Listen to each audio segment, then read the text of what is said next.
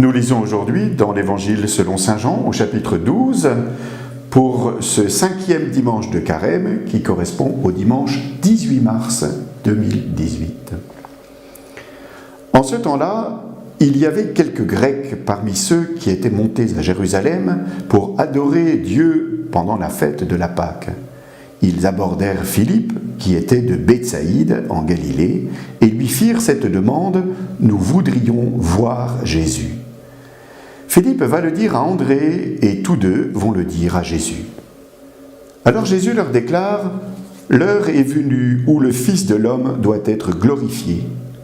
Amen, amen, je vous le dis, si le grain de blé tombé en terre ne meurt pas, il reste seul. Mais s'il meurt, il porte beaucoup de fruits. Qui aime sa vie la perd, qui s'en détache en ce monde la gardera pour la vie éternelle. Si quelqu'un veut me servir, qu'il me suive, et là où moi je suis, là aussi sera mon serviteur. Si quelqu'un me sert, mon Père l'honorera. Maintenant mon âme est bouleversée. Que vais-je dire ? Père, sauve-moi de cette heure ? Mais non, c'est pour cela que je suis parvenu à cette heure-ci. Père, glorifie ton nom. Alors du ciel vint une voix qui disait « Je l'ai glorifié et je le glorifierai encore. » En l'entendant, la foule qui se tenait là disait que c'était un coup de tonnerre. D'autres disaient « C'est un ange qui lui a parlé. » Mais Jésus leur répondit « Ce n'est pas pour moi qu'il y a eu cette voix, mais pour vous. Maintenant a lieu le jugement de ce monde. Maintenant, le prince de ce monde va être jeté dehors. Et moi, quand j'aurai été élevé de terre, j'attirerai à moi tous les hommes. » Il signifiait par là de quel genre de mort il allait mourir.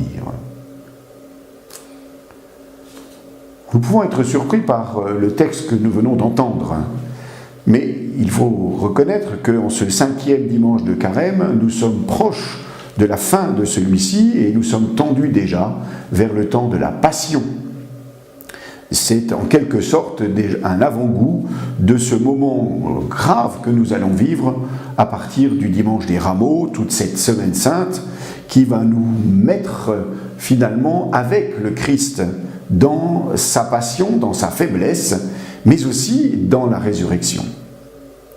Il y a d'abord cette question introductive de ces Grecs qui viennent voir Philippe et qui lui demandent à voir Jésus. Philippe se tourne vers André, tous deux ensemble vont ensuite en parler à Jésus même. Qu'est-ce qu'il s'agit lorsqu'il demande de voir Jésus ? Bien sûr, on pourrait comprendre au premier abord qu'il s'agit simplement de faire sa connaissance, c'est-à-dire de pouvoir savoir quel est son visage. Mais il s'agit ici bien plus que de pouvoir dire « Ah ben tiens, c'est un tel », mettre un visage sur un nom. Il s'agit d'entrer dans une connaissance beaucoup plus forte. Voir quelqu'un, c'est finalement l'apprécier, savoir quelle est sa valeur. Finalement, connaître le poids de sa vie. Dans l'hébreu, le mot « gloire » signifie en fait ce qui a du poids. C'est le même terme qui est employé, d'ailleurs, c'est kavod, la gloire, qui est employé pour signifier aussi le foie, qui est l'organe considéré comme le plus lourd dans le corps humain. Car qu'est-ce qui fait la richesse d'une vie ? Qu'est-ce qui fait le poids d'une vie ? Ce poids, c'est tous les actes qui ont été posés. Et c'est aussi tout le retentissement de la personne, son rayonnement. Nous le savons bien, lorsque nous évoquons telle ou telle personne, ce qui nous intéresse, c'est finalement ce qu'il a fait. Nous rappelons d'ailleurs, en particulier au moment du décès de quelqu'un, tous les actes importants qu'il a pu poser. Et nous nous souvenons de sa renommée, de l'impact qu'il a eu sur son entourage.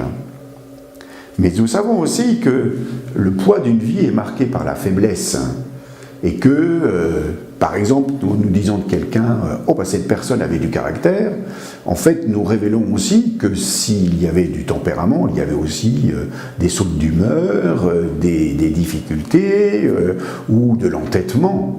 Donc, le poids d'une vie qui est marquée par un rayonnement est aussi marquée par une certaine forme de faiblesse. Elle est liée à toute existence humaine.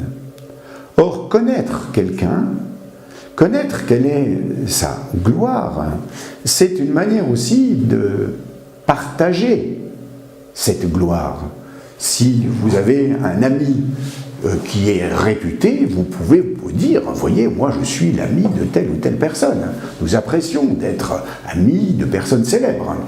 Or, partager le succès d'autrui, c'est vivre à notre tour un certain succès, parce que ce succès devient le nôtre. Qu'en est-il alors des faiblesses? Est-ce que nous sommes prêts à partager aussi la faiblesse d'autrui?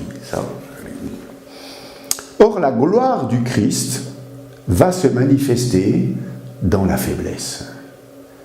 Alors que nous nous attendons à voir un Christ triomphant, nous allons nous retrouver dans quelques jours avec un Christ souffrant, avec un Christ complètement dans l'abaissement et la faiblesse. C'est pour cela d'ailleurs qu'au début de son dialogue, Jésus prend la comparaison du grain de blé.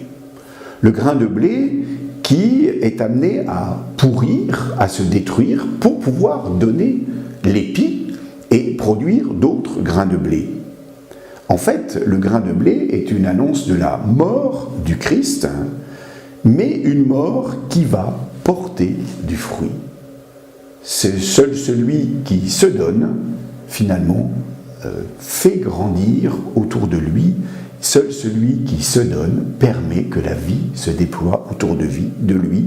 C'est l'enseignement de la passion du Christ. La gloire qui va être révélée dans la passion, et c'est celle qui est manifestée dans l'abaissement. Voilà pourquoi, dans l'Évangile, Jésus dit « Celui qui veut marcher à ma suite, qu'il renonce à lui-même, qu'il prenne sa croix et qu'il me suive. Celui qui veut être le premier, qu'il se fasse le dernier. Celui qui veut garder sa vie pour lui la perdra, celui qui la perdra à cause de moi et de l'Évangile la gardera. » Voilà ce à quoi Jésus nous invite, à mourir avec lui pour grandir avec lui. Car ne l'oublions pas, l'abaissement de la passion du Christ, de la croix du Christ, s'ouvre sur la plénitude de la résurrection. Comme le dit saint Paul dans la lettre aux Philippiens, il s'est abaissé, devenant obéissant jusqu'à la mort, et la mort de la croix, c'est pourquoi Dieu l'a élevé.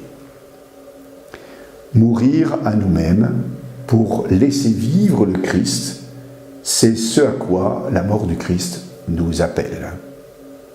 La question de ce jour: avons-nous déjà eu conscience d'être grandis en nous associant à la faiblesse d'un de nos proches? Bonne rencontre.